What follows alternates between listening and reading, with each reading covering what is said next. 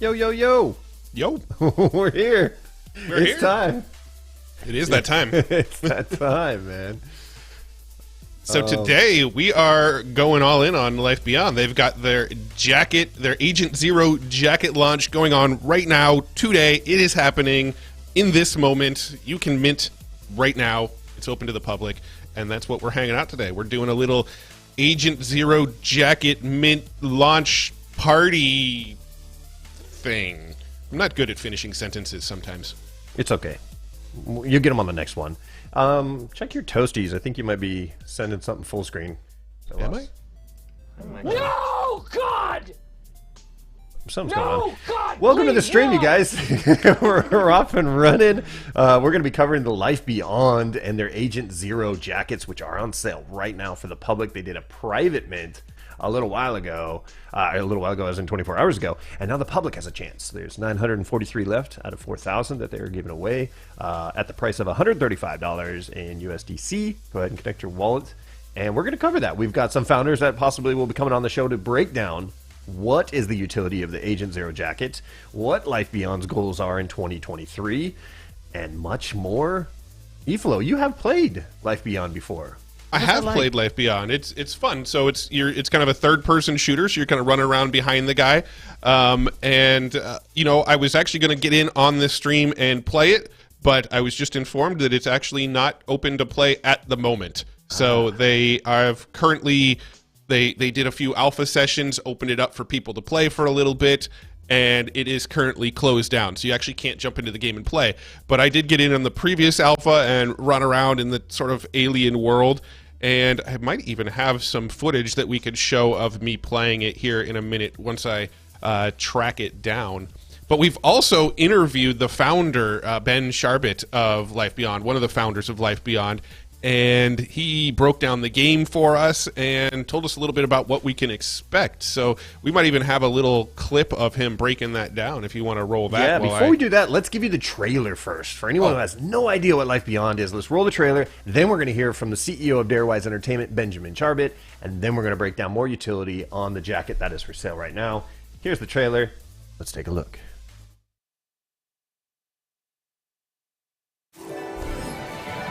People of Earth, the Deep Agency needs you.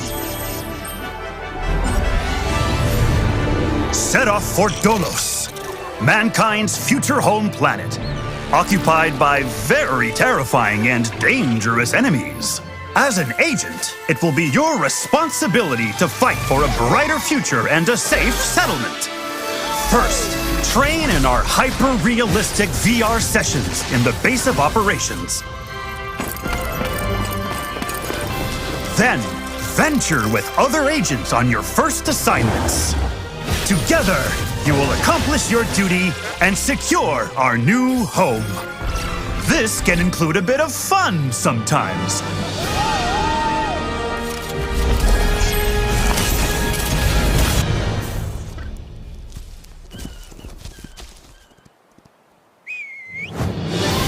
We need you to make a difference out there. Enlist today for better tomorrows. I'm ready to enlist. All right. I'm signed up. Let's go. That music had like a Jurassic Park kind of vibe to it a little bit. I was like, all right, okay.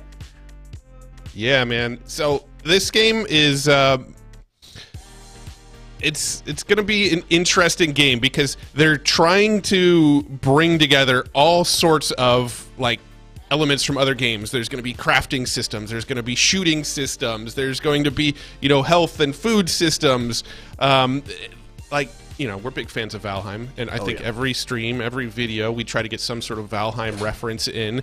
Well, there's a lot of similarities. You got that sort of third-person angle that you get from Valheim in this one. There's going to be a lot of the crafting and building, and there's going to be some trading. And imagine Valheim, where you go and collect stuff, and then later on, other people in the world, you can trade with them on that stuff. That's kind of what like a blockchain version of Valheim would be. And to me, that's kind of what Life Beyond looks to be trying to create here. You had me at Valheim, sir. We got Valheim on the brain. Let's take a look again. The Agent Zero jacket. It's open for business right now. The public can buy it. Yesterday was the private mint. today is the public Agent Zero jacket. Now, there's going to be a lot of utility. This is like the beginning of the kind of founder passes kind of utility structure of a lot of projects. And so these jackets is just the first of a set called the Agent Zero set. And this unique jacket rewards select agents for being the very first to volunteer for Dolos. You know what Dolos is? Dolos, I believe, is the world that they play in. Oh. I believe Dolos is like... I don't know for sure, dude. Okay, well, don't we're going to try to get the founders on. We're going to hopefully talk to some people from who are in the know, right? We're just the tour guides on the tour boat. We're headed into Dolos. We're headed into life beyond, if you will.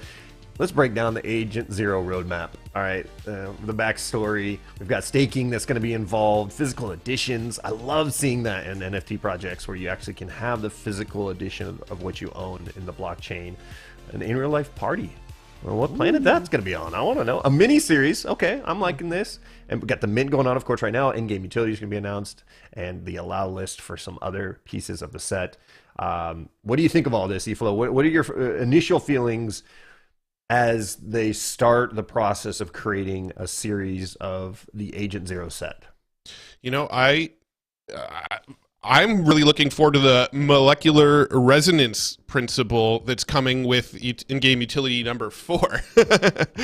So the jacket uses a very special technology that's based on whatever molecular resonance principle is. I think Dr. Buffalo knows exactly what it is, so I'll have him break down the science for us in a minute here. But I'm looking forward to that. But also, you know, the other in-game utility, any agent arriving on Dolos will benefit from temporary accommodation offered by Deep. So that sounds really cool too.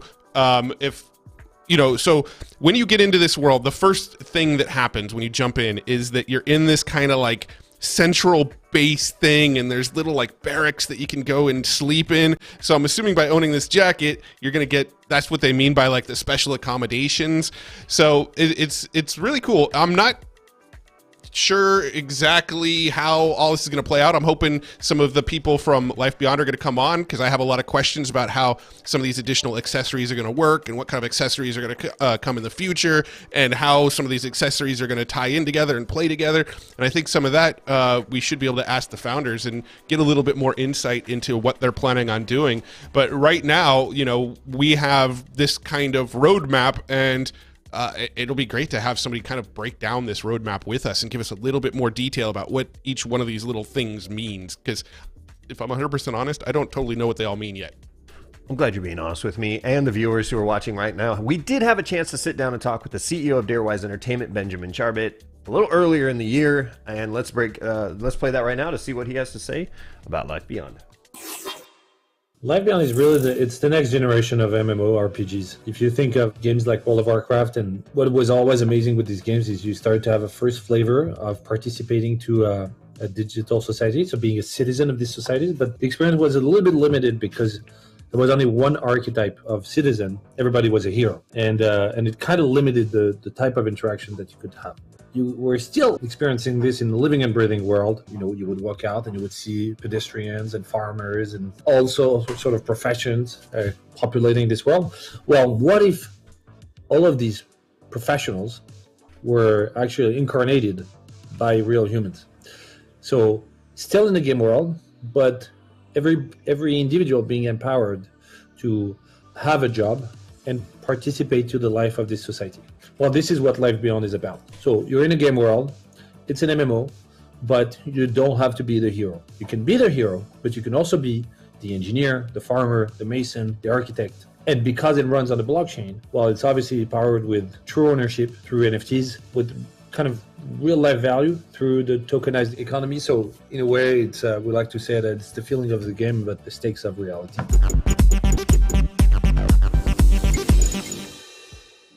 Fun fact about that video, the parts where it showed the dude with the man bun, that was actually me in the game playing. I made the man with the man bun. Yep, that was me.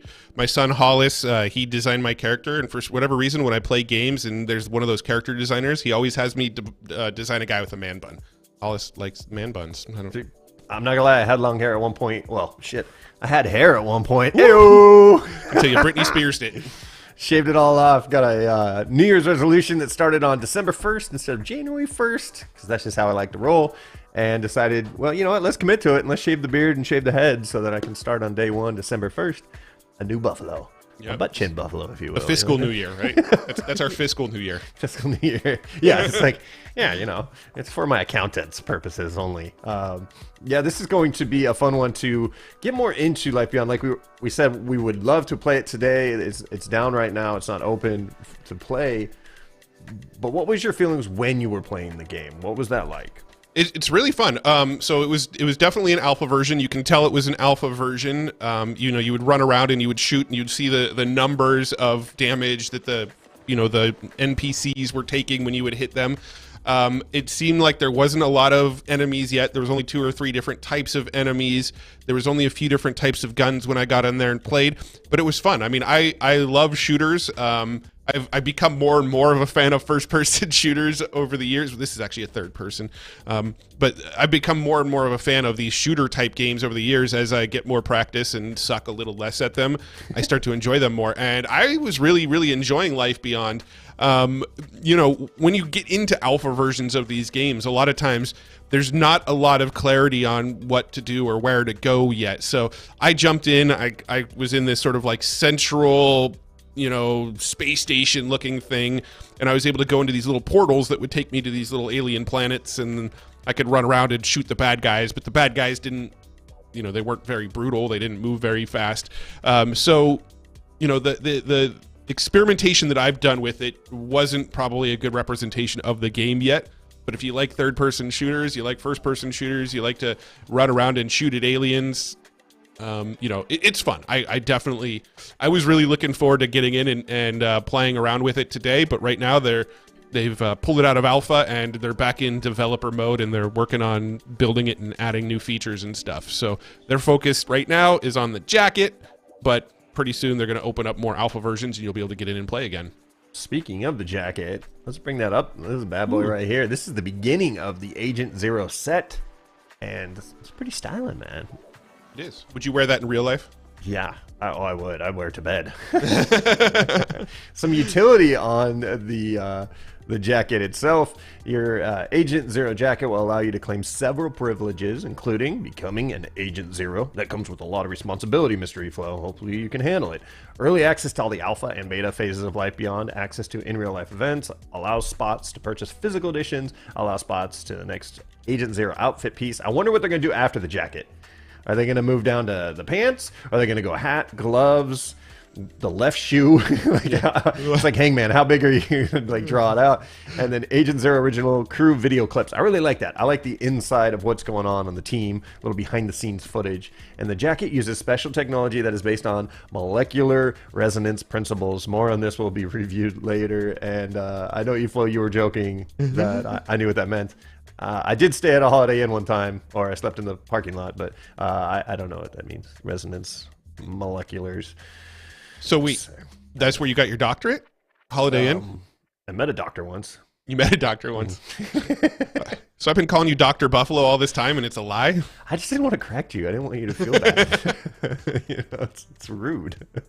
Yeah, I can understand. Yeah, I you know, that'd be interesting. They start selling, you can buy a right glove and a left glove and a right shoe and a left shoe, and I'm looking forward to the leather jock strap that's coming out in the future. Mm-hmm.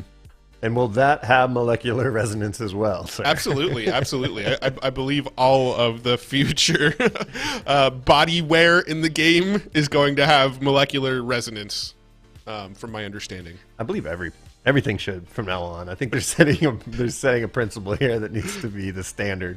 But don't quote me. I did very little research on that information. Okay, I'll try not to quote you. Yeah, so it's open right now, and it's going to be open until they sell out. And it is one of those where the private group sold yesterday, the public is here now. And we understand in Web3 gaming, first of all, if you're listening and watching this right now, you're early. We're early. The whole adoption process and the evolution of Web3 gaming is early, right? And so we all got to have patience like a turtle. So any project like Life Beyond that is trying to announce and launch a game in the Web3 gaming space in a bear market that has taken a brutal beating in 2022, I tip my cap to them because they are the first movers through the door, and we're here to support them. And if you played Life Beyond, if you like the team, if you love what Benjamin Charbet, the CEO of Darewise Entertainment, is doing, and this is the time, this is the opportunity right here to get in early and kind of collect a kit that, if this is successful, a lot of these early opportunities in a bear market tend to be those game changers for scarcity. Now, not even talking value here. We're just talking about the fact that you have something as an opportunity right now. And if this game clicks for you, you should definitely look into becoming Agent Zero. Definitely not financial advice by any means, but this is an opportunity that I love in the bear market, because my last successes from the previous cycle were during the bear market where nobody was hyping up stuff, and I was buying sandbox plots when they first started launching, and there was no hype behind it. It was just the beginning of something new, and this is where I tip my cap again to Life Beyond, because this is the beginning of something new, and I can't wait to see how it unfolds, man. This is going to be a lot of fun to watch. Absolutely, yeah, and the hype is just kind of starting to build. The momentum's just starting to build. In the Web3 gaming space, I feel, there's obviously been a huge bear market. I don't know if you've noticed this. There's this whole thing with this guy from FTX, and before that, the markets were already bad, and it's a whole thing, right? But I really think that like the Web3 gaming is the absolute perfect use of blockchain technology. And I just love getting into these early games as this blockchain gaming stuff is kind of unfolding in front of us, right? We're watching history in the making. In the future, 5 years from now, nobody's going to talk about blockchain gaming. Nobody's going to say like, oh, we're in Web3 gaming or blockchain gaming or crypto gaming or any of that. It's just going to be gaming. The blockchain is going to be that underlying tech that's what all the transactional elements are being run on top of. And so being so early to this and getting in on the ground floor on some of these early games, I mean, if NFTs play out the way we think they're going to play out, in 20 years, these are like antiques. These are the things, these are the early games from the very beginning. This is the genesis of it all. And so that's why I'm so bullish on these early NFT games. Even if the game doesn't turn out to be, the biggest, most popular, like next Fortnite, even if it's not that, you're still in at the very, very, very beginning, getting in on these things, before the rest of the world even knows that this is bubbling up. And that's what really excites me right now. I love what you just said there, man. It really, we're taking a look at the open sea of Life Beyond's Origin Collection. There are 4 keys right now: the Discover Key, Trooper Key, Ape Key, and Founder Key. These are the access to all the utility that they're going to be launching down the road. And one of these keys was used to get into the private sale yesterday. So it's that easy to get a key to get in on this. But you brought up a good point, man, because when you think about Nintendo, think about the console wars over the years, and Nintendo was one of the first, along with Atari, that really started showing up in the living room of a lot of houses around the world. And then you started thinking of collectors now that go back on that, right? And they want the original NES and all the cartridges. And I mean, it's hard to find some of those games now. A lot of they made a lot of copies of them, but they're still in value. They're going up because it's such a true collector's piece. Like, to have an original Nintendo set at your house, is amazing. I mean, granted, there's emulators and ROMs now that kind of change a lot of that. But when I think about Web3 gaming, I think of the same kind of world that Nintendo and Atari were at the beginning. And now you have all these games showing up right now that, who knows, 5 years, 10 years from now, this wave that's happening right now, there might be a couple of them that just become so unique as collector pieces because they were first through the door. They started the trend. They started the momentum of Web3 gaming. And so it's just like, it's fun to participate right now in the hopes that some of these are going to be legendary when we think about it. Yeah, and I don't think all of these games, like, I'm not saying by any means that I think Life Beyond is going to be like a relic someday. The life cycle of so many games are so much longer these days, right? Like, back when in the 90s, when we were really into video games, we would get, a new Zelda game, and we would beat it in a week, and then we'd have to wait like another year for a new Zelda game, and everybody would start, complaining when the game drops 3 months too late. Look at how games operate now. Grand Theft Auto 5 is still one of the most popular games in the world, and it came out 6 years ago, right? Like, how long have people been playing Fortnite? How long has Fortnite been like one of the number one games? Minecraft is, 10 years old now, something like that? Still the most downloaded game on the planet in history, right? So the life cycle of these games is lasting so much longer, which is why I think now is the perfect time for these metaverses to start bubbling up, right? Because now we're getting into these metaverse games that are just going to evolve, right? These are the World of Warcrafts in the very, very early days before it was as big as it is now. And they're just going to continue to evolve and get better and get bigger. And, you know, we might still be talking about Life Beyond 15 years from now, and people are still jumping into that metaverse, and it's evolved, and it's got newer tech and, you know, newer skins and newer jackets, and now you're on Agent 19 instead of Agent 0 and all of that kind of stuff. But, you know, the life cycle of games is lasting a lot longer now, and I think that fares really well for all these metaverse concept games that are coming out right now.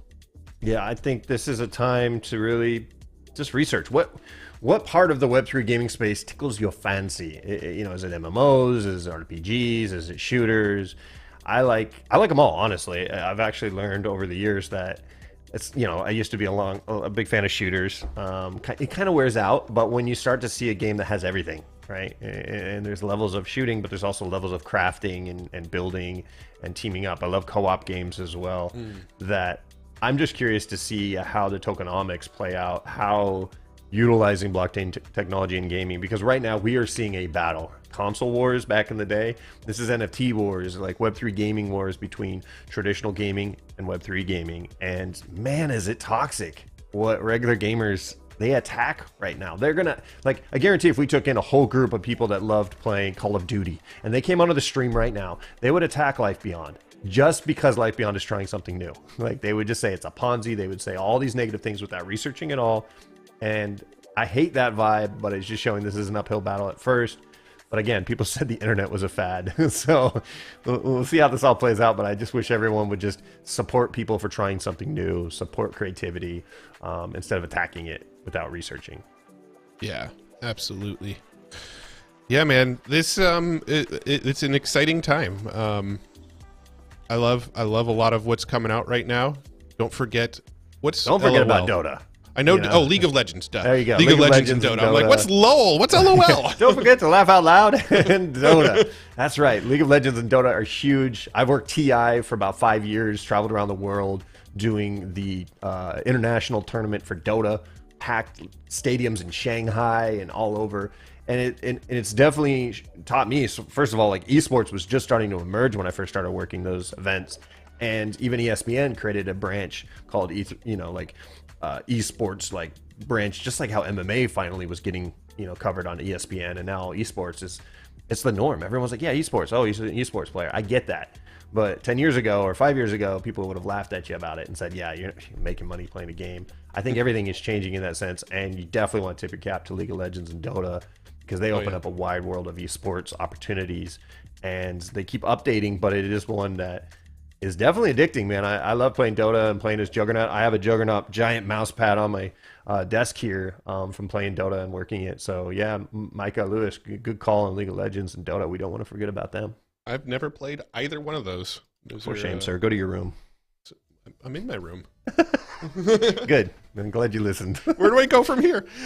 Yeah, man. And as far as the tokenomics, going back around to that, you know, I think we're going to see sort of a shift in what has happened previously in the tokenomics, right? Like, we saw all these games like Axie Infinity and Peg Axie and all these things where it was kind of like, you know, you get your daily rewards for playing. Townstar was the same way. If you just play for a certain amount of time, you'll get your daily rewards, right? But it wasn't really attached to any sort of skill or anything like that. It was just, you put in the time, you get the money. And I think we're going to see with a lot of these metaverse games that kind of Ponzi-nomics, maybe we can call it that.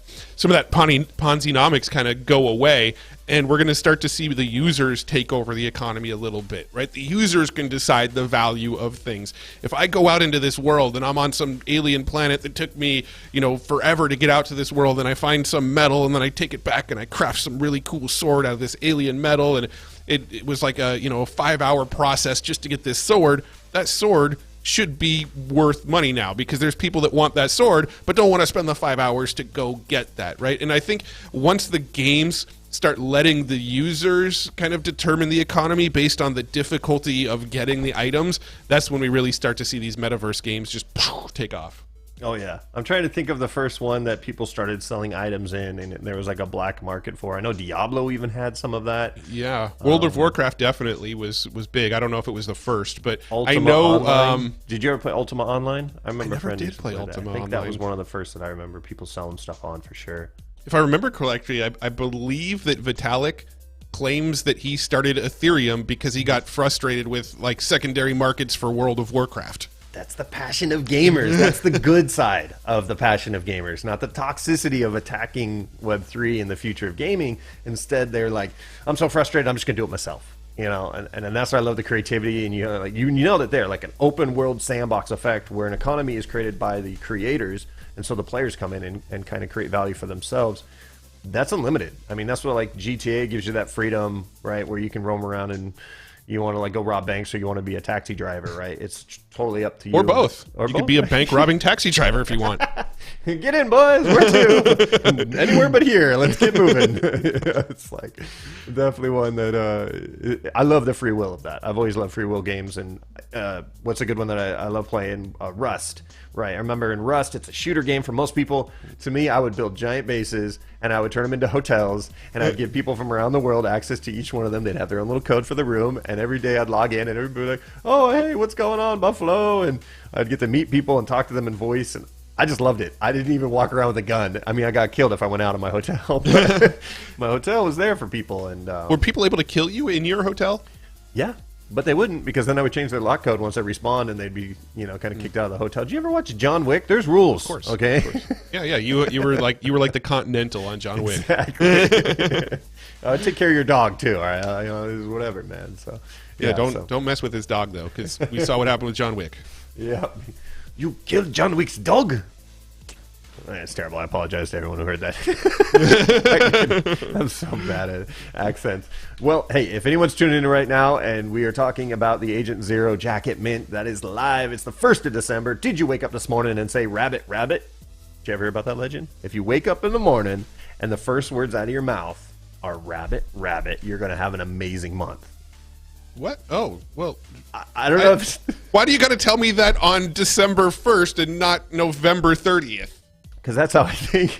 I'm always a day late and a dollar short. All right. So now what you're saying is I'm going to have a rough month, and now I got to wait till January to have a good month. I mean, did you say Valheim when you woke up? Because that could work. I don't know. Probably the first thing I said when I woke up is, too bright, because my wife always turns on the light. Yeah, everyone go back to sleep. Let's try to It's get too bright. Turn on the light. December 2nd, that's when I'll wake up. But if you're watching right now, we're covering Life Beyond and their public mint. That is active right now. You can go in and get one of your jackets before they sell out. And if you have no idea what Life Beyond is and what we're all rambling about, let's roll the trailer again and give you guys a take at what Life Beyond is all about.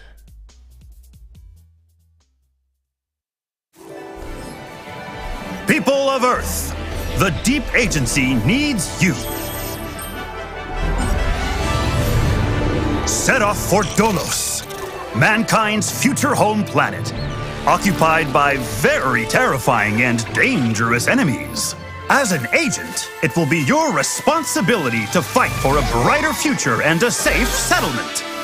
First, train in our hyper-realistic VR sessions in the base of operations. Then, venture with other agents on your first assignments. Together, you will accomplish your duty and secure our new home. This can include a bit of fun sometimes.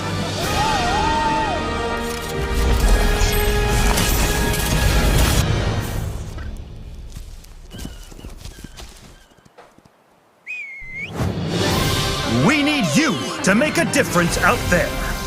Enlist today for better tomorrows.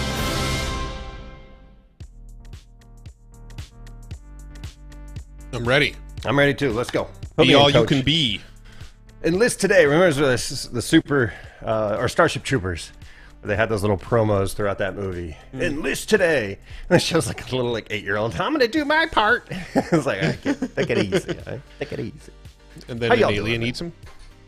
No. Maybe. Yeah. It's been a long time since I've seen that movie.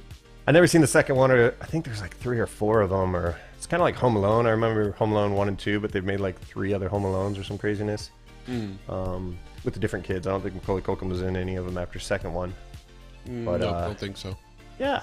Then they made a TV series out of it. I think there's like a Home Alone TV series on Disney Plus or something like that. Where is the line? Like, we as viewers, we need to stand up when we hear shit like that. I'd be like, no, nobody wants to watch a Home Alone series. All right, it works. Where's the creativity? Honestly, I feel like everything on TV and movies now is just remakes of older stuff, right? Yep. Like, I mean, Top Gun did it well. I'll give Top Gun some credit. That one, you know, for a reboot was okay, but you're right. There's been a lot of copy pasta. A lot of people doing what worked in the past, both for thinking of the monetary rewards of doing this kind of themed movie or this kind of thing.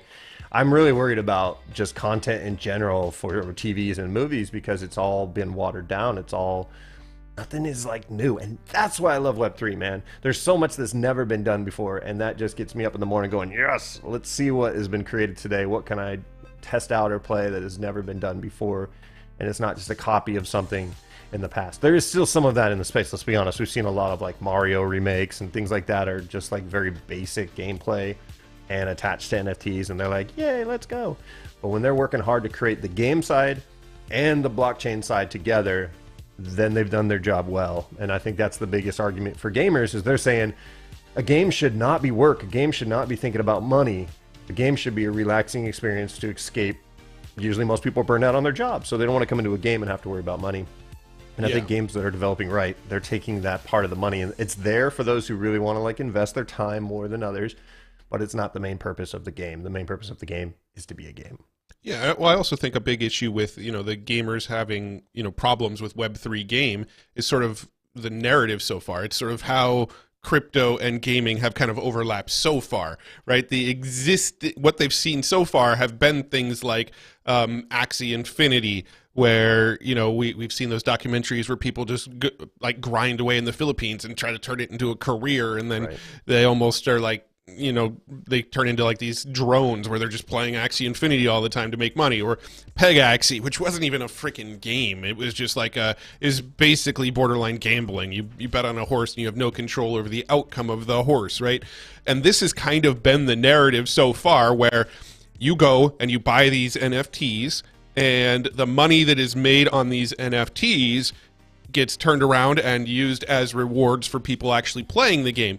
Well, if you really draw that out as like a visual scheme, I'm not saying it's a pyramid, but it's got a pyramid-like flow to it, right? Yeah. Where new buyers need to come in order to provide money for the people playing the existing game already. Not calling it a Ponzi, but it's definitely Ponzi-ish, right? Mm-hmm. So that's been the kind of narrative that people see when they think of blockchain gaming. Now, if a game came out, like we've got Dead Drop that's coming out, we've got, there's the game Superior from Go Gala Games, which is a really fun game. You've got Undead Blocks. There's a lot of games that are actually really fun to get in and play, but I think so many people are already turned off by the existing narrative that's already been playing out that they don't want to even test out some of these new games. Yeah. And I think the only time we're going to see gaming become real mainstream, the Web3 blockchain gaming become mainstream, is when the blockchain element isn't what anybody talks about anymore. There's too many people out there, too many games out there going and leading with the blockchain. They're going out there and saying, look, we're a Web3 game, we're a blockchain game, we've got NFTs, we've got crypto. And that is their marketing, as opposed to someone like Blankos Block Party, who's actually in the Epic Game Store. They barely even talk about the NFT element. Yes, there's NFTs. Yes, you can own these Blankos. Yes, you can get skins and other characters and that sort of thing. But that's just kind of like, 2/3 down the sales page of playing Blankos. That's not the main selling point. And I think that's why so many gamers don't like blockchain games right now, is because of that existing narrative that's played out. And good games will change that narrative over time. 100%. I think that's, everyone says this, Bryson, Kagi, Crypto Stash, On-Chain Gaming, anyone that's a content creator, Spike as well, Nifty Q, anyone who's a true gamer but also covering the Web3 gaming space, they all say it's going to take one game that is just so good that people are going to come onto the space. And most of them, they're not even going to realize that it's on the blockchain, right? If it's that well of a game, they're just going to want to get started. Now, some of them might have to create a wallet first, to kind of like authenticate their account. But I do believe that it's going to be the underlying thing that's going to be kind of under the rug that they're not going to well, rug's probably the worst words to say, but it's going to be something under the underlying tech that they're not even going to know they're using it, but they love the game and it becomes something. I'm really curious with mobile too. Everyone says mobile and Web3 gaming is going to be the big kind of kicking point at first. I'm curious to see what game comes out that actually is well thought out and not one of these quick dopamine Candy Crush kind of styles that you're just sitting there, you know. Oh yeah, yeah. The amount of mobile gamers is I don't know, it's something like 3 or 4 times the amount of, you know, PC console gamers, right?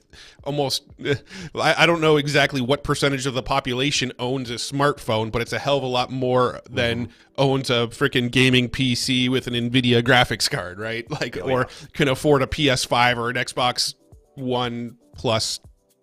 I don't know what the Xbox version is that they're on right now. Right. But, you know, the mobile gamers, like if people can be sitting in line at the DMV playing a hyper casual game, even if it is like a Candy Crush or something, but they're actually earning, you know, some sort of token in the background from just playing this mindless game, those are probably going to be the first ones to catch on, right? Because if somebody can do this mindless, passive, hyper casual game in their free time and it earns them 75 cents during the, you know, half hour they're waiting in line at the DMV, then that's what's going to catch on. But, you know, I really am excited also about the PC games and the console games because that's where you're going to see a lot more of the NFT side of things, right? That's where you're going to see a lot more of the trading of weapons and trading of skins and trading of armor and that sort of thing, where I think a lot of the mobile, they're probably going to lean more into the like earn coins for playing this game kind of concepts. Yeah. And again, I think it's a balance of how much fun the game is and is the tokenomics that they designed stable. Axie Infinity, it wasn't. I remember watching that documentary about Axie as well and just being like, something just doesn't feel right. This doesn't feel sustainable for someone to quit their job and play this game on the toilet all day and make more than they did at their regular job. And they're not adding much value into it and they expect their returns to be the same every week. It's a risk. And so I was never a huge fan of that. And I know everybody's like, oh yeah, Captain Hindsight over here. But again, you can go back on NFT Live the first time that everyone was talking about Axie when it was blowing up. I just couldn't bite into that. You know, I was just like, man, there's something here that just doesn't feel right about people quitting. They're not even a true gamer, but they're jumping in as a monetary opportunity. And that's my biggest fear of Web3 gaming, is people come to play it for the money and not the game. And that's just part of this unstable part of the cycles too, where you're going to have some hype cycles where, let's be honest, anyone watching right now, you're true, you're OG, you're here, you're early, you are somebody who believes in this space. You might just be on the spectator mode, investor mode kind of deal, and that's cool. But at the same time that you understand this is kind of evolving and going, where everyone was here for that quick buck, they're gone right now. They're hanging out and thinking about their Christmas tree and everything. They're not researching, watching streams about, you know, founder mints for jackets and things like this. Yeah, for sure. And Asmodai says he's been playing Forest Night on mobile. That's one we'll have to look into. I'm actually not familiar with Forest Night, but yeah, I think mobile is going to be big. In fact, I messed around on Thetan Arena on mobile for a little while. That was a fairly fun game. I actually really enjoyed Thetan Arena. It didn't have like this thing where I wanted to keep on coming back to it. And their tokenomics was very similar to like Axie Infinity and some of those other ones where you just kind of, you got some playtime in. And if you got your playtime in for the day, you would earn your tokens for the day. And I don't know, it just didn't do it for me, so I haven't really come back to Thetan Arena. But I honestly think the first one that's really going to blow up and make a big splash on mobile is probably going to be a hyper casual, probably going to be one of those what's the gemstone one you just mentioned? Candy Crush. Like a Candy Crush type game, or maybe even like a Farmville or one of those types of games. Where you kind of set stuff up and it's got the resource management, so you go and set up your farm and your chicken coop, and then you don't do anything for like 2 hours, and then you got to check back into the game and see if your chicken coop laid any eggs and if your farm produced any whatever you're growing. Yeah, hey, to each their own. It's not my style of a game. Shout out to Asmodai. He was one of our alpha scouts, always showing up with the alpha, bringing up Forest Night, a game we've never heard of, and brought it on the screen right now. And let's take a look here, man. It says, do you play a lot of mobile games? Is there anything that you play on your phone right now? You know what? Let me look at my phone. I actually do play quite a bit. But I'm drawing a blank on what I play. So the games I play are hyper casual. One of my favorite games is actually a game called Balls, Ballz. And it's literally like a game where you just bounce balls around and it hits blocks and tries to. Yeah, I was way off. You were way off. It has nothing to do with Tim Ferriss's cock punch. I'll tell you that much. Yeah, so I play Balls a lot. I have a game called Toon Blast, which is like a Candy Crush type game. Okay. That I play on the toilet. And then I have Diablo Immortal, which I've really been digging Diablo Immortal, but none of those are blockchain games. Gotcha. Let's see if I can bring up Knight's Forest here, or Forest Knight. What about you? Do you ever throw on any games on your phone? Honestly, no. Yeah, I can't. I mean, I did play a little bit of Solitaire. Speaking of phones. Oh, don't get me started. We do have a new phone on the way, which should be great for gaming. Yeah, we'll get it in 2024. Yep. Talking about the Z4 Fold, which is two phones kind of in one, that allows you to, it's essentially the best phone probably created right Ever now in the history of the world. I would think so, until the next thing gets created, where it's essentially going to replace a lot of the tablets and iPads and Kindles, where your phone, what's the biggest thing where you go, man, I love my iPad, but I can't like put the whole iPad, hey, how's it going? I got a call here. I mean, you can if you have Bluetooth and everything, but at the same time, if you have your phone, but it can actually fold out into almost a computer, that's where they're at now. And I think that's a game changer in this. When you even have like an Xbox controller that sort of clamps around the phone so you can play video games on it, you know? I just don't have the phone yet, so I can't really, play it, man. Well, you got to bring that up, man. I ordered it in like 12 days ago. And well, because we brought up mobile gaming. It seemed, relevant. I'm a little sensitive. I want my phone. So, yeah. So just out of curiosity, this is a total change of topic, but out of curiosity, I went to the AI and I said, hey, what do you think Life Beyond looks like? Ooh, okay. And AI generated what it thinks Life Beyond looks like. Well, look at and that. This is what it thought Life Beyond looked like. Which actually, these are some pretty cool images. Yeah, let's go close on that. Break it down for anyone who's wondering what just happened and how you did this. Yeah, so I use this tool called Midjourney. It's directly inside of Discord here, and I have a little bot. It costs me $10 a month right now, and I can literally type imagine anything I want. So what's a prompt we should give it? Like this last one, I literally just typed, I'm pointing at my screen, like you can see where my finger is, but you can't. So last prompt I typed imagine Life Beyond and let the AI just generate an image of what it thought Life Beyond would look like. And what we just looked at was what it was. So I need a new prompt though. How about Agent Zero Jacket? What does it think an Agent Zero Jacket should look like? What does AI think of this? All right, so it takes a minute or so to process the image, so we'll jump back to that in a second. But yeah, here's what it came up with for what it thinks Life Beyond looks like. I mean, I like those images. Like, doesn't it, like any one of those looks like it could be a box shot of like a PlayStation 5 game? Yeah, I'm curious why it has trouble with letters. Yeah, right, because you can see they're all over the place with that. But besides that, yeah, I mean, all of those are amazing posters. Yeah, I could see any one of these like on a poster or on like the case for your PlayStation game or something. There's actually a really cool AI tool, since we're on this subject anyway. Yeah. If I was to just like grab this image, there's an AI tool that I've been playing with called which one is it? Clip Drop. So if you go to this Clip Drop, you can try it for free.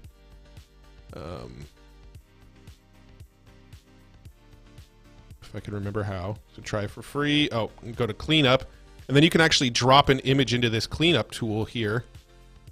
And it'll erase all this kind of stuff. So let's say I want to get rid of this weird text. I can go bloop like that. And it uses AI to look at everything that's going on around it, and it removes that text.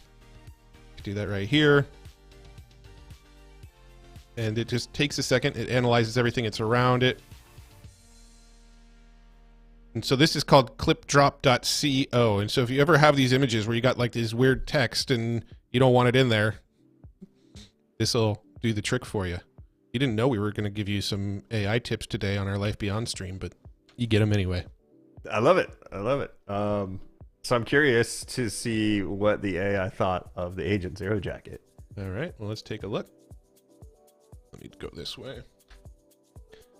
I mean, it's actually kind of badass looking. Yeah, I mean, the colors are a little different, but I think it's pretty dope. And the guy in the bottom left, his name is apparently Azir.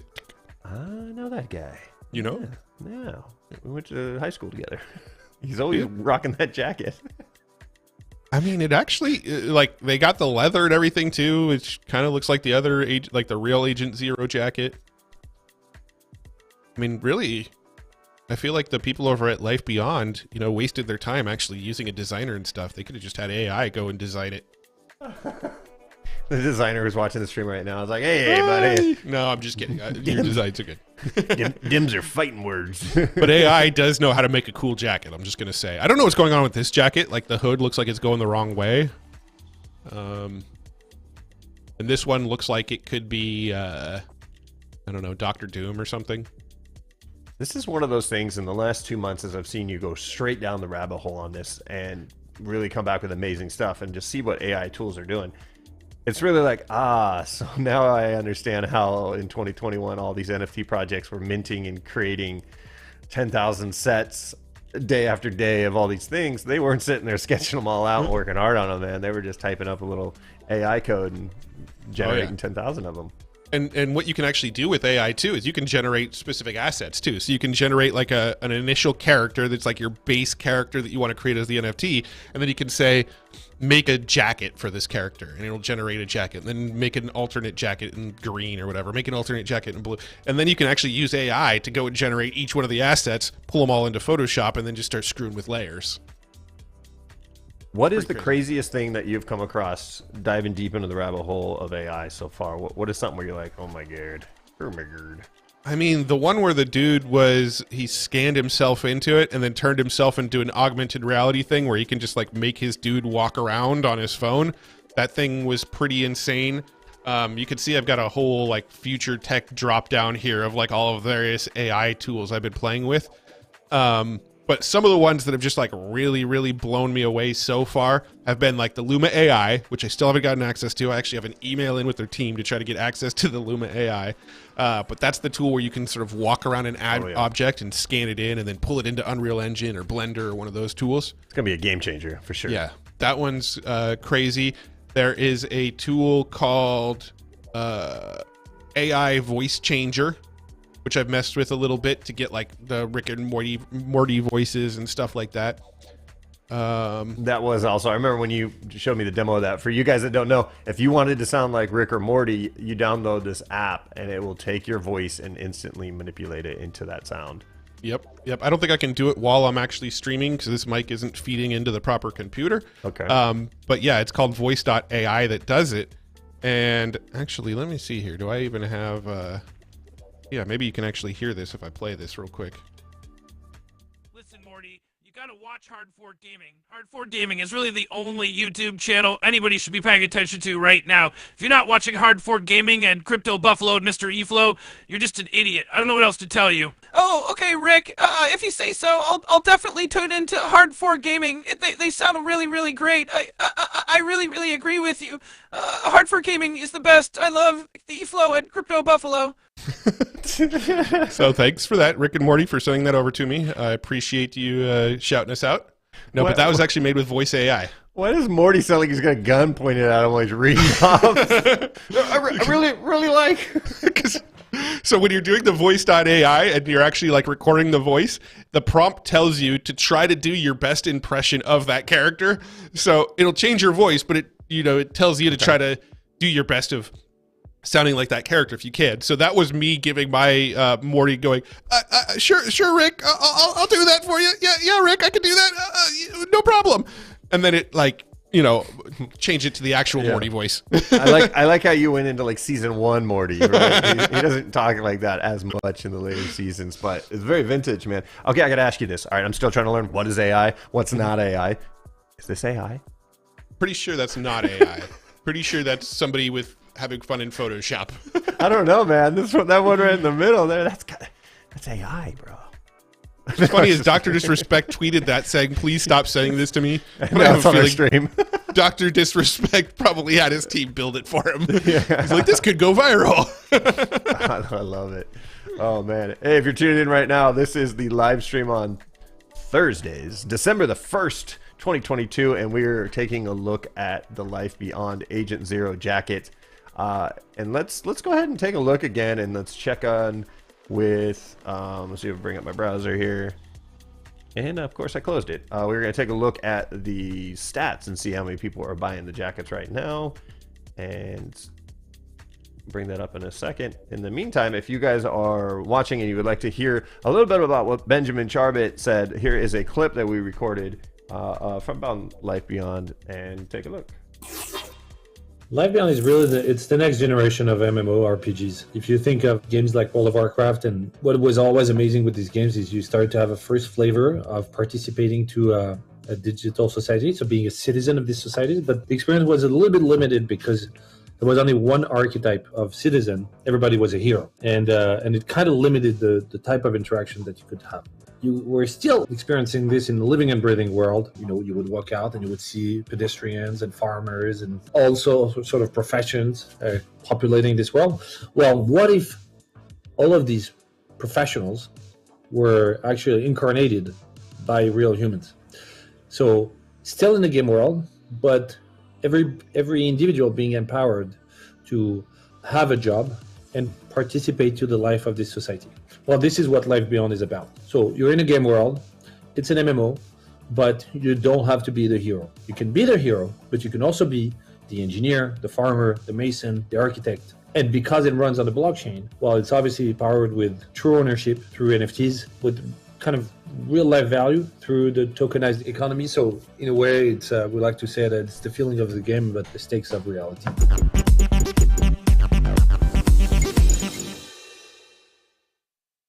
High stakes Life Beyond. Yeah, so I'm just sitting here reading about the the crafting elements in the background here.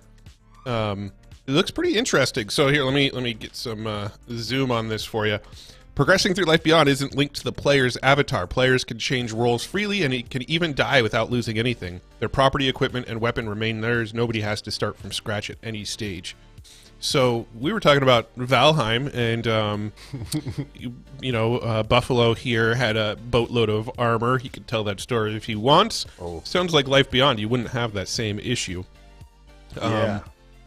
But yeah, similarly, looting doesn't exist. Items such as weapons and equipment are either crafted or purchased. Blueprints indicate what can be made, and ingredients or elements are needed to craft them. In addition, the game rewards experimenting, whereby players can build what they want with the resources they have.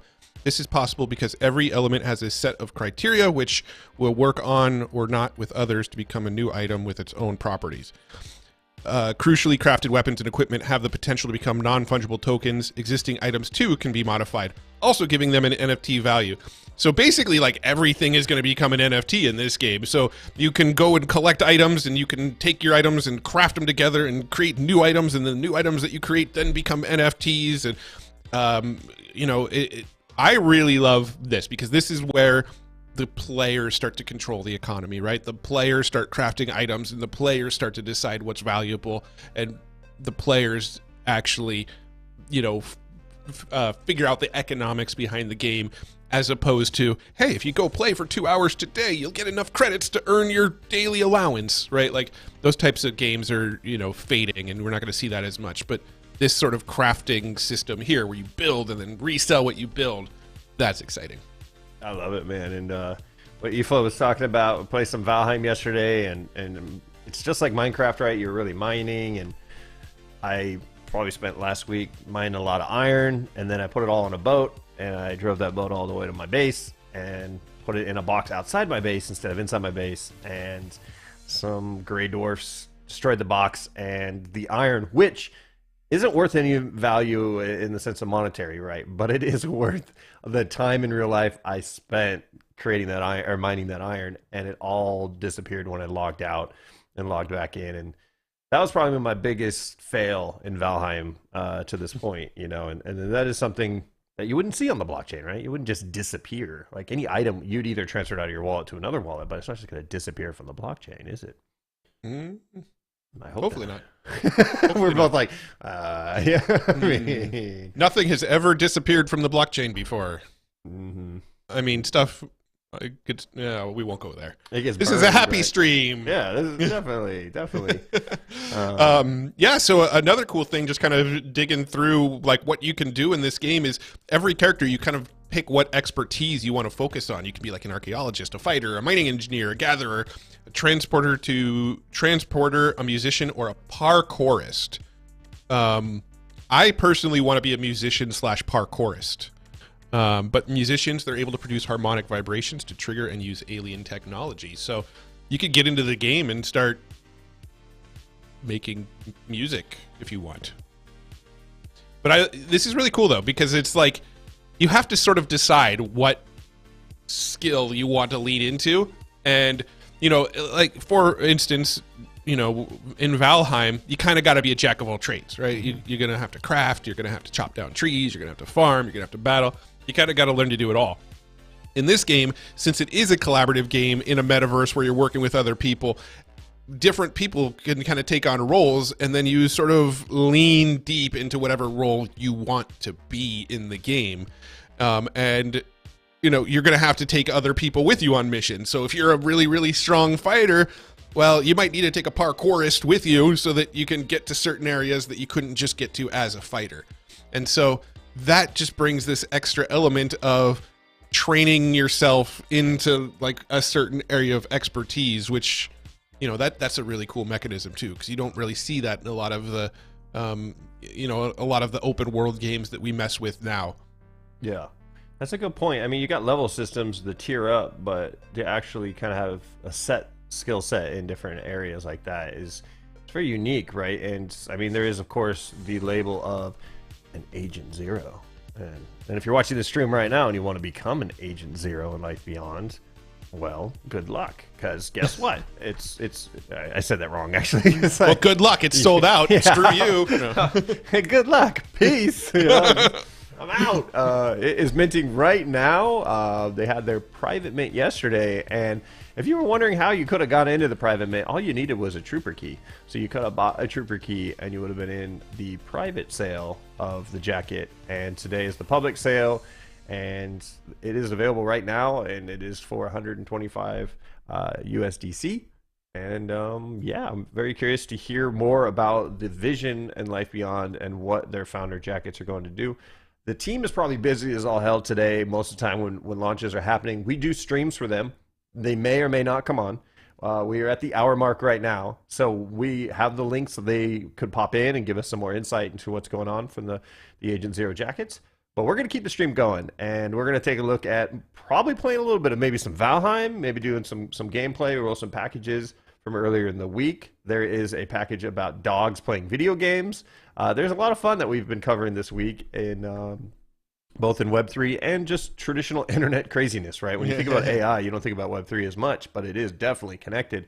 And here at Hard Fork Gaming, we cover everything that the immersion of the futuristic in the present. What is happening right now that hasn't been done before? We want to cover that. And if you like this kind of style, if you love learning new things, new tools that could change your life or change the way that you play games or interact with the internet, head over to hardfork.gg and subscribe to our Hard Fork magazine. We release an issue every Monday that breaks down all the alpha that we have gathered throughout the week. And it's definitely the best way to stay in contact with us. And also there's going to be a lot of perks moving forward for those on our list. We are going to be creating a token kind of exclusive alpha group in 2023, and we'll definitely give you guys more info on that. But the best way to get in on that list would be to subscribe at hardfork.gg to our Hard Fork magazine. Yes, or go to our Twitter, and it's right at the top of our Twitter as well. That is right. Let's take a look at that real quick. I forgot, like, the greatest thing about Twitter that I think, besides Elon jumping on board and trying to like change the ways of it, is that they added an opt-in form on our profile. Like, look at that. You can subscribe right here, man. Look at this. Hard Fork magazine. Boom. You can opt in to Hard Fork magazine here, or you could go to hardfork.gg, or you can go to Eflow's house, knock on the door, and say, "Can I join your guys' exclusive club, man?" Yeah. Yeah. If you do it, I will say yes. Here's the link. No. And then I will change my locks and move. No. What you'll say is, yes, but first you got to mow my lawn, wash my car. I like that idea too. But I mean, if they tracked me down all the way to my house, Yeah, that's kind of creepy. I don't know. Yeah. Like, I don't know if I want you on my property for. Well, that we're long. talking about your house in the metaverse, right? We're not talking about your in real life house in Tijuana. So in the metaverse, I'm going to need to mow my lawn too. Damn it! I mean, how real do you want the metaverse to be? What limitations do you want to set in the virtual reality? You don't want grass to grow, but that's what grass does. You can't limit grass. That's the whole purpose of being, is to grow. It- You know, I mean, That's I can deep. see. Yeah, it's pretty deep, right? I mean, come on, man! I fight for the rights of grass. Yeah. As I've just quit smoking grass, and I'm like, now I'm defending its rights. Yeah, yeah. The grass in your yard. You know, I did notice a mistake on that opt-in though. Oh no, what happened? It's December. It is December, and we need a new issue. Yeah, the image for the issue is the November issue, so Okay. we need to get that December issue up on there. What are we thinking for December? What are some big things this month that are happening in the Web3 gaming space that should make the cover? That's a good question. Well, Life Beyond is launching their Agent Zero jacket. I hear that's a big I thing. hear that's a big thing. I hear people have been talking about that for the last hour. Art Basil's been going on. right. That's something that's happening. Are there any big games coming out? Any big Web3 launches? Any big Web3 game launches? I know we were talking about Star Atlas a bit last month. That was the cover image of last month. In October, our cover image was Undead Blocks. Yeah, it's December 1st. I haven't really dug in too deep on here's all the exciting stuff that's coming out in December, but that's the type of stuff we break down on our Fun Friday Fun Day Juggernaut episode. That's the date. That's the title. So on Friday Fun Day, which happens to be tomorrow when we go live again, we'll probably be digging into all the cool stuff that's going on in December, and hopefully we'll have that magazine issue. Ooh, Remember this? I do. You This is were from wondering what Helix. games have been launching. Well, we were also talking about Helix. Helix was created on Unreal 5, and we had a founder's pass, so we were able to go in and play Helix. Was that on the 28th? And it was chaos. Let me just say, when I got into the first world, it was rough. But when I got into this right here, this is where it all happens. You know. Oh, I thought this was going to be the scene where you just get plowed. I think I was a little late on that. But essentially, you had a lot of founders pass people in here. Yeah.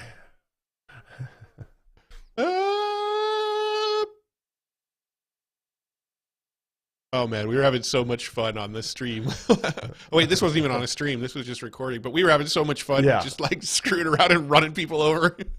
Yeah.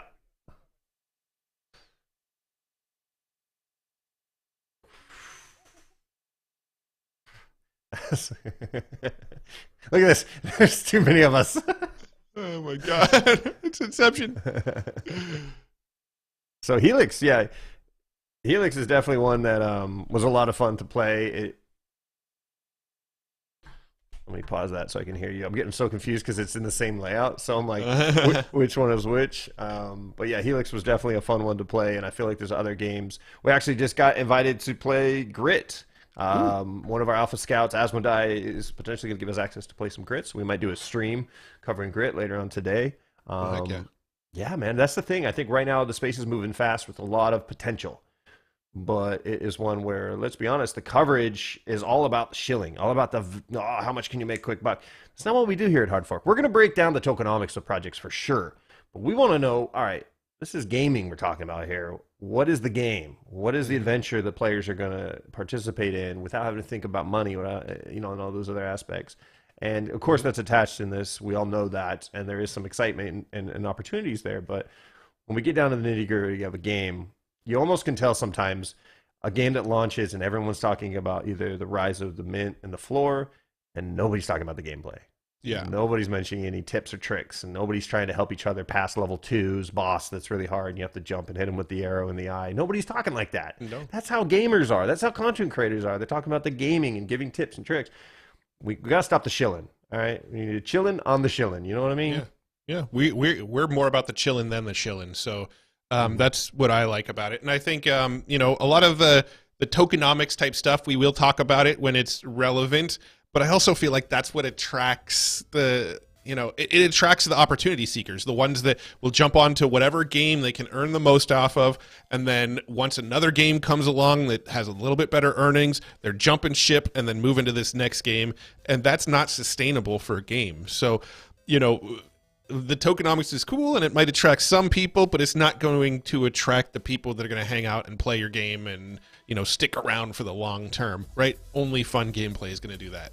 And also the flexibility and creativity of the player to have more of options, right? The free will in a sandbox mode. There's a lot that can be done here to really empower the player to do a lot more in the Web3 space, to create value for themselves with the time they invest into that. And that's the part of the gameplay that I like, right? Where, there's going to be some money for it if you put a lot of time into it, but at the beginning, you're not thinking, oh, the money. You're thinking about, I need to learn how to play this game. I need to go watch other videos of other people building and get creative. And like Minecraft. Think of all those Minecraft content creators, right? They're providing so much value when they're showing their builds and tapping into someone's brain and going, I want to build like that. And I can't wait for more Web3 gaming projects like that. And that's why I like Sandbox. I'm a big fan of just seeing content creators in there. And that's why I bought the plots back in the days, because I saw that potential of an open world sandbox effect on the blockchain and going, wow, that's the first I've heard of something like that at that level. And now we know it's opened up a whole plethora of metaverses. There's even projects like Webaverse where you create your own metaverse that connects to other metaverses, and you can go from 3D to suddenly a side-scrolling 2D like Mario inside of your own metaverse if you go through one door. So it's like we're seeing everything at a speed of light right now, man. It is crazy fun. Yeah. And, Life Beyond, they are doing land sales as well, so land will be available, but they're doing it completely different than like the way Sandbox and some of these other ones did it. The way lands are actually working inside of Life Beyond is that a land isn't available until it's been discovered. So people are going to go into this world and they're going to start wandering around and finding new lands. Once a land has been uncovered, now that land becomes an NFT at that point. So over time, lands become sort of less and less scarce as more become available, but it's just like a sort of completely different system for doing land sales. It's not, hey, we opened up a block of 1,000 units of land and anybody can jump in and buy them, and then once those are all sold out 2 months later, oh well, now there's a whole bunch of land that's Snoop Dogg land over here, so you can buy land over there, and now we've got land in Paris Hilton world over here, and here's some more land that you could buy, right? No, the land in this game has to actually be worked for. It's got to be uncovered, it's got to be discovered, and then once it's discovered, the land can then be owned by players. I don't know how the mechanics are going to work yet. Like, I don't know how, okay, this land is opened up. Who gets to own it? That's a question for the founders that we can dive into eventually. But the discoverability element of the land is something that I haven't really seen before. Yeah, I think land in any project is very interesting too. And even in Helix, right? With Helix to the founder pass, you're going to get land. And other side, they were all going real crazy on the land and understanding, there's codas inside of the land. What does that mean? It's almost like, what does it mean? Double rainbow. Double rainbow? Yeah, it's one of those head scratchers with a lot of the future promises, and the land is a structure of kind of almost upselling or scaling. And I think it's one of those that some of them just say land and they don't really connect it well, and others, man, have they thought this through. And it's very exciting to own a piece of land that's been thought out, and the utility of the land and the utility of renting out the land and a lot of those things. But again, I think a lot of those promises haven't even been truly activated yet. I can't see a Metaverse project right now that's crushing out that level because we're still so early, which kind of is tough, right? You look at a roadmap and you're like, okay, that's a nice wish list you got there. You're going to follow through. Like Valheim. Valheim took their roadmap down after like 6 months and just decided, no, we're not doing roadmaps. And they're not even in Web3, so... It's a lot of pressure. I feel like any game that their roadmap is like from idea to launch all within like the same year is kind of fooling themselves. That to me is a red flag. A game takes a while to develop. You're not going to go from concept to a playable finished product in a year. Maybe some sort of playable alpha demo version in a year, but you're not going to have a full game in a year. And whenever, in the beginning, I was buying up NFTs that went along with various games or claimed to go along with various games because the game was coming out like later this year. And I learned over time that any NFT project that's claiming to release a game in the year that they're also releasing the NFT, probably not going to play out the way you think it's going to play out. So I love games that are really taking their time and working through this, and I know Life Beyond has been in process for a while. It's not fresh. It's not like, hey, we started working on this a few months ago. This is a long time in the works, and they've got some, you know, big teams backing them. They're underneath the Animoca umbrella, and so they're definitely doing things right here. Yeah, I think it's one where very excited to see it play out.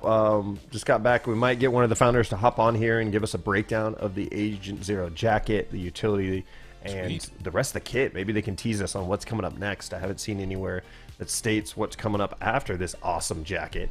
I'm very curious too what AI thinks. Do you want to do another render of that? I'm curious if you say Life Beyond Agent Zero jacket, if it's going to take it into the next realm. Let's try it here. Yeah, let's cut in there and see what Eflow's doing here. If you don't know, he is using, what are you using again? Midjourney? This is called Midjourney. Yep. So if I type in Life Beyond Agent Zero jacket, let's see what it comes up with. This could be cool. Hopefully it's a combination of the two. One of these guys in this Beyond world wearing one of these cool jackets. Now, is this paid? Is this a free thing? How do people get into Midjourney? So Midjourney, let me just go to midjourney.com. They do have a free version, and I think it'll let you generate up to 20 images before you have to start paying. But really all you have to do is jump into their Discord. So if you were to jump into their Discord here, I've got a Midjourney bot set up that's like a custom bot that you get when you're a paying member. But if you just go to the not Life Beyond Discord, if you go to the Midjourney Discord, just join the Midjourney Discord. They've got these rooms over here called newcomer rooms. You can literally go into any one of these newbie rooms and type a prompt. So I could come into here, this newbies 23, and type a prompt straight into this public directory here. You know, anybody else that's in this room is going to see what you're prompting. So don't go put, you know, big booby white butts and don't do that, sir. Yeah, don't do that. You know what I'm saying? Don't put stuff that you'd be afraid of other people seeing that you put it, really. But yeah, if you just go join the Midjourney Discord. So to join the Midjourney Discord, midjourney.com, click on join the beta. Join the beta opens up their Discord. Once you're in the Discord, you can literally do exactly what I'm doing inside of one of these newbie rooms, and you can see other people doing it, like this person who generated this image. And this person who generated that for some reason. That's the crazy kid from Pet Sematary that they brought back to life. I know that kid.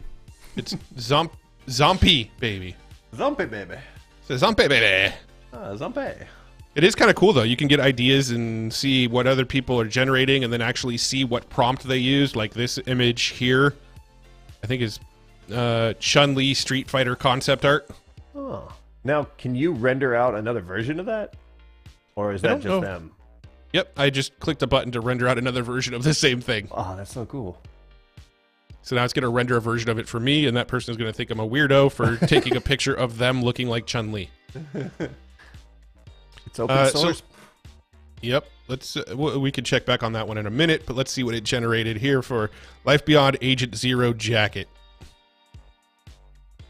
It's like Sons of Anarchy in the future or something. That's awesome. I'm so confused about this one. Like the jacket's open in the back. Jacket? Yeah, you don't know. That's a new thing. That's a new trend, man. Like this one too. Like the hoodie's on the back and it's got a zipper down the back. Yeah, Ryan Gosling, he wears jackets like that. Yeah, it's just for when you need easy access to your back. Yeah, I got a scratch. I got an itch. Zip. Yeah. Yeah, that's, you know, hey, they're just starting out. Those AI workers, they work for free and they work 24/7, 365. Give them a break, okay?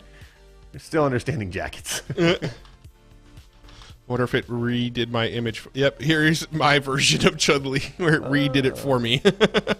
Oh, it's still processing. Yeah, you can see it's 70%. So you can actually like watch it. Somebody was like a big booby version of Chun-Li. I mean, you said it earlier. You said don't do it, and then boom, look at you doing it.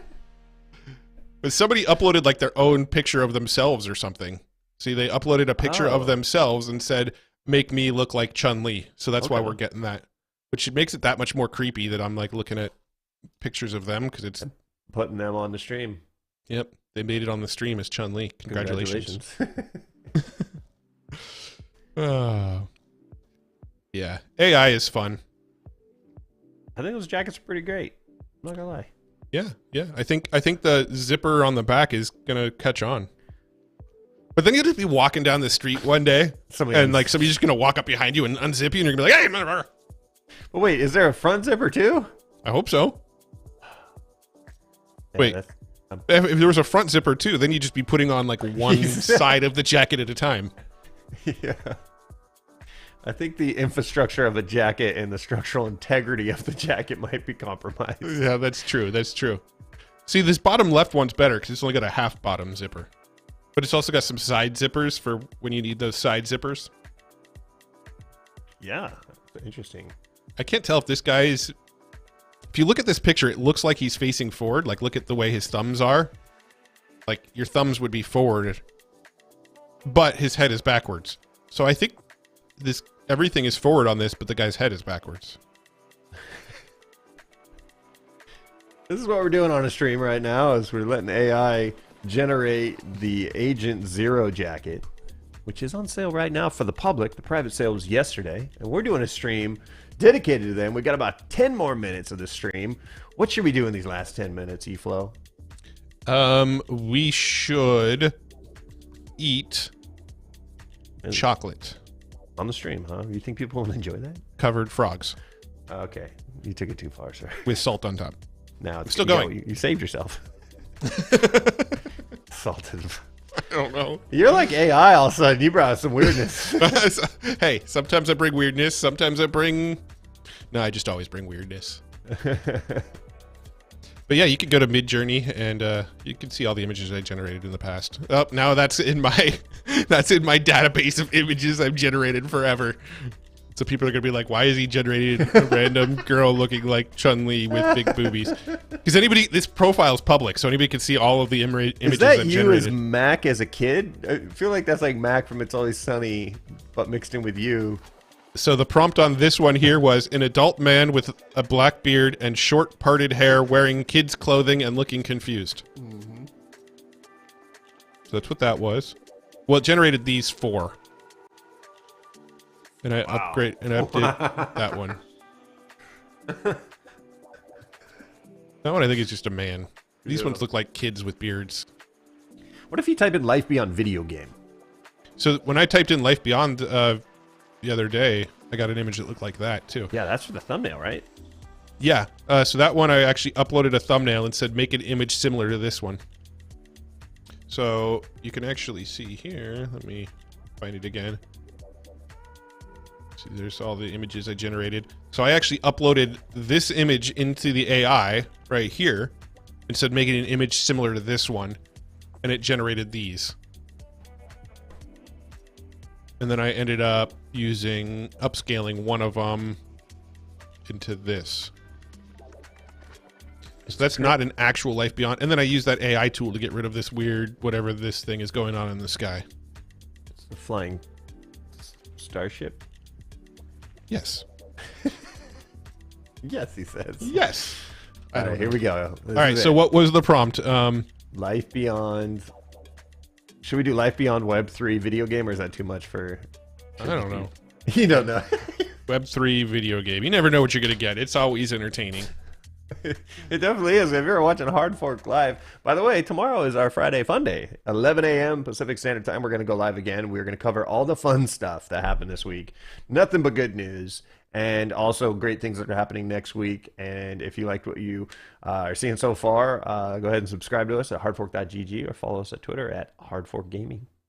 Yes. I also did want to say something while I got Discord up on the screen. Yeah, what you got? If you are going to mint the Life Beyond jacket, I highly recommend going to their Discord first, going on to the announcements, and clicking the link in the announcements. Hey, look, Hard Fork Live. They just tweeted that we're live. That fire emoji. Fire emoji. So we're live here. But if you go to their Discord, they do have an announcement here. This is the only site to mint your Agent Zero jacket. Now, if you know anything about Discord, there can be some links floating around that aren't always the best links. If you got your DMs open, people might let you believe that you mint somewhere else. So I personally, whenever I'm about to mint something, I always go to the Discord, check their announcements, click the link there, and then just to be sure, I'll go to like their Twitter and see if they tweeted about it and click the link on Twitter and make sure that's the same link. Like, I'm overly cautious about this stuff when I'm minting anything. I don't want to be connecting my wallet to anything I don't trust. So I'm double checking that, is this the link that's in the Discord? Is this the link they're mentioning on Twitter? Is this the link that they link to from their main homepage on their website?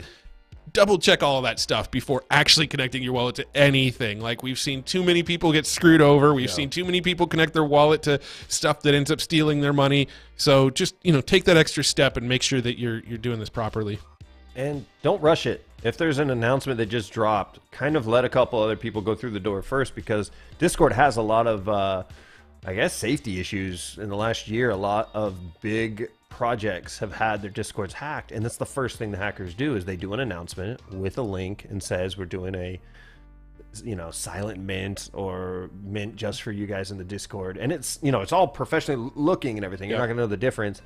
And if you rush into that and then 10 minutes later, they alert the whole people that, hey, don't go into our Discord and click that link. Well, you've already done it. And yeah, that's a tough one. So I always wait. I'm never in a rush with any of that kind of stuff, because it's definitely still risky anytime you click on any link in the Web3 space, for sure. I wish there was like a little bit better browser security too, when you see a link and it gives you more of where it's headed, who's gone there, and trusted. It's almost like Twitter follower, where you go, oh, who else did this person follow? Oh, what link has been clicked by other people that I trust? I feel like that's the next level of URLs that we need to kind of evolve in the space. Can you let Elon know that? Yeah, I'll text him as soon as we get off this call. Yeah. Well, so this is what it came up with Life Beyond Video Game as the prompt. That tree is something else. I kind of like it. Right? It's got a little bit of Red Dead Redemption going on in it too. Yeah, I mean, it looks like an evil tree. That almost looks like a skull with an eye or something, or like a evil deer demon tree. Like the hair, like the tree branches and the leaves are its hair. I think AI is my new friend. They're teaching me words I want to spell beyond like that, Bleb, blayab. Blay 3 beyond. Blay 3 beyond. Yeah, I don't know. I'm pretty sure AI will figure out how to generate text and logos and stuff like that soon. In fact, I know NVIDIA is working on an AI that does that stuff well. But won't get into that now. We'll save that for one of our Fun Day Friday freakouts. It's only a day away. Alrighty, well, the one on the top left reminds me of Half-Life for some reason. Sort of the right as well. Kind of got that vibe. Yeah, if the guy had chicken pox. Is that still a thing? I don't know. Yeah. I think kids can still get it, maybe. Well, we want to thank you guys for tuning in for our Life Beyond live stream as we covered the Agent Zero jacket. The founders, they are super busy with their heads down. We are going to be covering more of where the Agent Zero collection set goes and cover the next piece of clothing that they release. Or maybe it's a space helmet, or maybe it's a weapon. We don't know what the whole Agent Zero kit is just yet. But they're starting out on the right way with that jacket. I'm really a big fan of it. And if you like it, the public sale is open right now. And take a look, and want to give a huge shout out to our sponsors, Life Beyond, for supporting us to do this stream and sharing the links. If you like this and you like the project, definitely share. We are an up-and-coming Web3 gaming company, Hard4 Gaming, where we really want to do the space justice. So stick around with us, because tomorrow we have Friday Fun Day. But we're going to cover all gaming, not just Web3. We're going to tell you about Valheim, because we love it. And let's be honest, we're obsessed with it right now. We're also going to cover a lot of AI and tools and tech that you can use in the space right now to help you become a better thumbnail creator, be able to call up your girlfriend and sound like Rick or Morty. Like, we got a lot of tools here to share. And Eflow, every day Eflow comes back from the lab. So I like to think you're in the lab always working on these, right? And you come back and you're like, you want to see something crazy, Buff? And I always answer, of course. Yep. And we'll do it again tomorrow, right? You got some fun stuff for tomorrow you haven't told me yet? Always. Dude, I could probably talk about a new AI or cool like tech tool every day of the week if we wanted to, but I'm saving them for our Friday Fun Days, and we'll kind of bundle them all and show 3 or 4 every Friday. I love it, man. And yeah, so we're gonna get on out of here and get back to work. We got some clips we'll be releasing on our YouTube page and Twitter at Hard Fork Gaming. So if you want to stay in contact with us, or if you have any projects you feel like are not getting enough production, they don't have enough video work, they're not going live, nobody's talking about them, there's no gameplay reviews or testing or tips or tricks, hit us up, let us know. We'll do more coverage on those games. If they've got a promise for something, they're trying to work hard and deliver, that's why we're here. We're here so that the Web3 gaming projects can be heads down creating the game, and we're there to be the ones to tell the narrative, to create the mini documentary, if you will, about their game and their message. And hopefully tomorrow I'll have my hair back. Yeah, maybe not. I mean, it grows that quickly normally, right? It does, right? I shaved it all off yesterday because today's December 1st, and if you've got something you want to change for next year, start today. Don't wait until January 1st. Come on. Let's be real. Have a great December. The best December you'll ever remember. Best December you'll ever remember. It rhymes. We're doing no weed 2023. I like it. No weed 23. 23. Yeah, I'm gonna try to stay sane and sober and really take this Buffalo to the next level. Can't wait for the beer to go back. It's getting really cold, even though we're in Southern California right now. I appreciate everybody for tuning in today. We're gonna be back tomorrow at 11 a.m. Pacific Standard for Hard Fork Fun Friday. Fantastical festival freaky times. Fun indeed. Fun indeed. Until then, Eflow, how about you hit us with the call to action and get us out of here? Yeah, so make sure you go check out the Agent Zero Life Beyond jacket. Like I said, go to their Discord, click the link from there, because you know you're going to get the right one. If I set a link, you'll just mess it up. So go to their Discord, click that link to check out the Agent Zero jacket. If you want some video production from us, or you want us to help with a live stream, check out hardfork.gg/partner. Get all the details about how you can work with us on video production or live streams or tournaments or any cool stuff like that that you want to do, so that you focus on the game, we focus on the community. That's all I got for you today. Well said, brother. I'll see you guys tomorrow, 11 a.m. for Fun Fridays.